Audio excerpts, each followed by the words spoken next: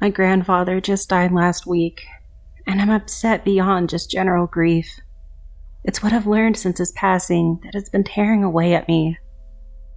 It's a bit difficult to explain, but I'll do the best I can. As far back as I can remember, I've had these weird memories from my early childhood. By weird, I mean impossible or unusual stuff that seems nonsensical as an adult. For instance, I have a really vivid but seemingly impossible memory of a Christmas party at my great-grandmother's house when I was maybe just 3 or 4 years old. She was very poor, so she couldn't afford to get all the kids much in the way of gifts. That year, she gave me a little plastic toy helicopter she had bought from the dollar store. Cheap or not, I really liked the little toy, and I played with it for the remainder of the night. The weird part of the memory comes from when my parents put my brother and me in the car to drive us back home. I recall with perfect clarity that the little plastic helicopter flew behind the car all the way home. I was just a kid, so I didn't question it. I was delighted. I chalked it up to magic or some incredible feat of toy engineering beyond my comprehension. I've always known this memory is false. I know I was either dreaming or that my brain was misinterpreting the memory or something. Regardless, I always marveled at the fact that I had such a crystal clear memory of something that's completely impossible floating around in my head. That's not the only false memory either. I have a series of memories about this, well, I don't really know what to call it. A creature? This sort of humanoid thing that used to live in my house. It was vaguely shaped like a human, but it wasn't solid. It wasn't even a shadow, really. It was sort of like a ragged cartoon outline of a man. Whatever this thing was, I discovered it one rainy afternoon when I was 5 years old. I was playing indoors due to the weather. My mom was visiting her sister, so she wasn't home. My dad and my brother were playing Lemmings on the computer. I remember because I could hear the little blips and bloops indicating that lemmings were dying. My brother was frantically shouting instructions to my dad. I could hear my dad laughing as he played. I was playing with a squishy toy ball in the kitchen. I was throwing it against the refrigerator door. I tried to bounce it and catch it without letting it touch the floor. One time, my aim was off and I ended up throwing the ball into the small crevice between the fridge and the counter. I knew I couldn't reach back there, so I went to get my dad. Before I took 2 steps towards the hall. However, this thing slithered out from behind the refrigerator. Somehow, I was not afraid. I just kind of stared at this form towering over me. It reached out, and to my surprise, it offered me the ball. I took it. "Thank you," I said. It nodded and returned behind the refrigerator. "What's that, Ulrich?" My dad shouted from his office over the noise of his game. "Nothing," I replied. I didn't see the creature for some time after that. He would just sort of pop in and out of my life occasionally. He'd step out from behind a shelf to help me reach my favorite book, or perhaps open the pantry door so that I could sneak an extra cookie for dessert. He was always kind, but he would never appear if anyone else was around. Over time, I just never saw him again. That wasn't the end of the weird memories. Back when I was 7, I was playing hide and seek at my grandparents' house when I wandered into a basement closet to hide. My cousin was taking too long to find me, and I grew bored. I started fishing around in the pockets of the dusty old coats in the closet to see if I could find anything interesting. Eventually, I stumbled toward the back of the closet and found a rough handle sort of dug into the drywall. Curious, I pulled at it, and the section of wall seemed to open like a door. I walked through the opening and waved my hands around in front of me. I found a string hanging from above. I pulled on it, and a small light overhead lit up. I was in a very tiny room filled with metal shelves. On the shelves were several locked boxes, a few gold and silver bars, and even what appeared to be various precious gems packaged in protective plastic.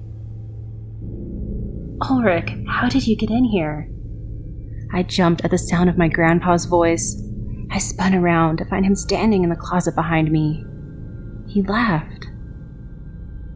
"Come on out of there, okay? That's Grandpa's secret room, where he hides his treasures. That's just between me and you, okay?" he said with a wink. I winked back and we exited the little room together. I never went looking for it again. Over time, I began to realize this was just another one of my unexplained memories. My grandfather was not a wealthy man by any stretch, and to think he had a secret passage to riches in his basement was laughable. And that's pretty much it. The end of my weird, obviously false memories. I never really mentioned them to anyone because I always knew them to just be the result of a child's overactive imagination. Or perhaps the memories of things I dreamed about long ago. That is, until last week. When my grandfather died, I volunteered to help my family clear out my grandfather's house. I was there with my brother and several of our cousins. We spent an entire day packing things into boxes and throwing things away. Towards the end of the day, I decided to check out the basement on a whim. With a little smirk, I opened the basement closet and felt around the back wall. I was shocked to find that there was a secret door fitted into the back wall of the closet. I yanked it open, and just like I had always remembered, there was a very small room inside with a single light hanging from the ceiling. Now, I know the tone of what I'm writing. You read the above part about me being disturbed and upset.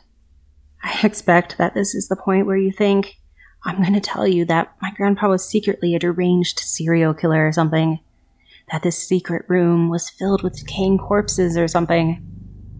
But it wasn't anything sinister at all. It looked exactly the same as it had nearly 25 years ago, when I had seen it as a child. The shelves were a bit rusty now, but mostly the same. A few bars of gold and silver, some lock boxes, incidentally filled with cash, and some precious stones wrapped in very dusty plastic. It was just a little hideaway for some of my grandpa's investments, all of which would be added to the value of his estate and divvied up among his surviving family. I began to panic.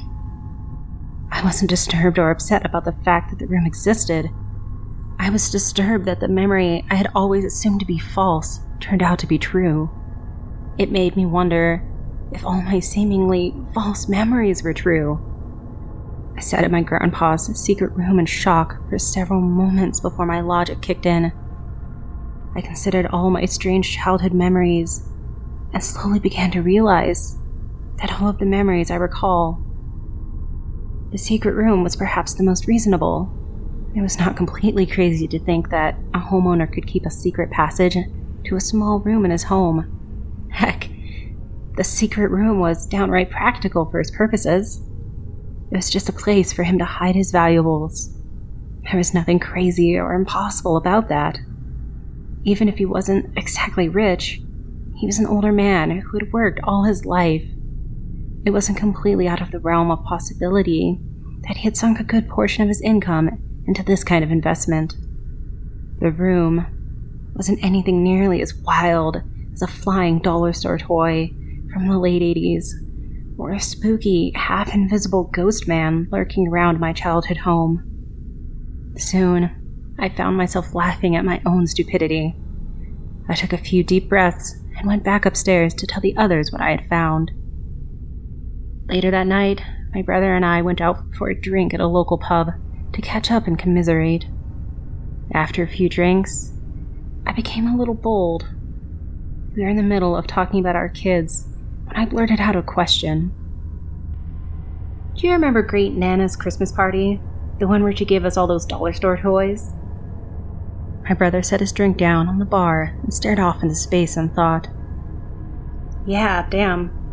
What was that, 89? Something like that, I said. I'm surprised you remember it. You were really little at the time, he replied. I nodded and gulped down nearly half of my beer in a single go. Do you remember the helicopter she gave me? I asked. My brother's eyes lit up and he laughed. Yeah, the one you thought could fly, he replied. I felt goosebumps rise on my skin. What do you mean? I asked, doing my best to sound natural. The one you thought could fly, he shouted. Dad found some old fishing line in Nana's garage before we left that night. He tied the helicopter to the car's radio antenna, and it sort of made it look like it was flying as we drove back home. He wanted to add to the Christmas magic you were experiencing, you know? And it worked, I guess. You kept talking the whole way home about how your new toy could fly. We all had a good laugh about it. I always thought that was a dream, I said. I took another deep drink from my glass. That's wild, my brother replied. Nope, that definitely happened. Funny how you never mentioned it all these years.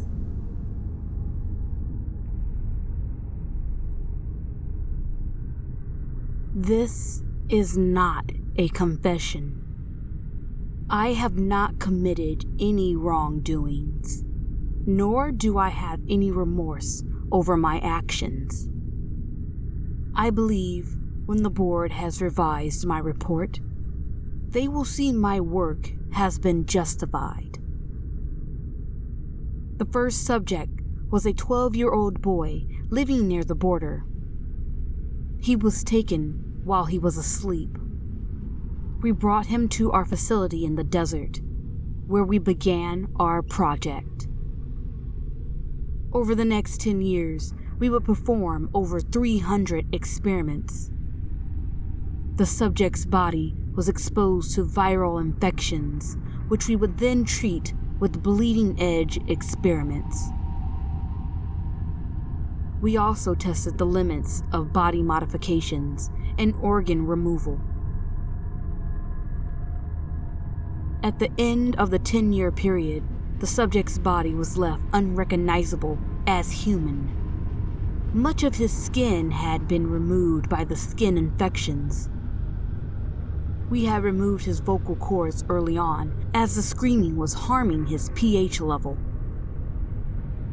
We transplanted various animal body parts throughout his body, but almost all failed.